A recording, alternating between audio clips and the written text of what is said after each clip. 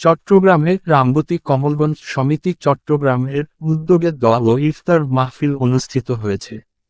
শুক্রবার বিকেলে নগরীর নিউ মার্কেট হোটেল সৈকতে রামবতী কমলগঞ্জ সমিতি চট্টগ্রাম এর উদ্যোগে দোয়া ও ইফতার মাহফিল অনুষ্ঠিত হয়।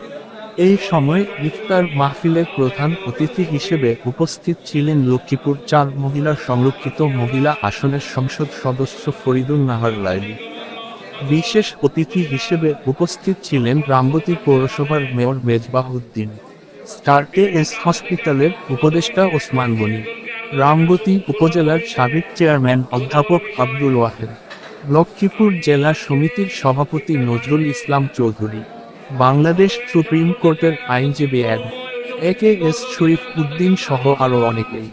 এতে আরও উপস্থিত ছিলেন হেলাল উদ্দিন, কামরুল ইসলাম, কাজী এনায়েত, ডাহ আদিবা মালেক, ক্যাপন মাহবুব, ফরিদ উদ্দিন, মেহসেন সহ রামবতী কমলগঞ্জ সমিতির সকল সদস্যবৃন্দ।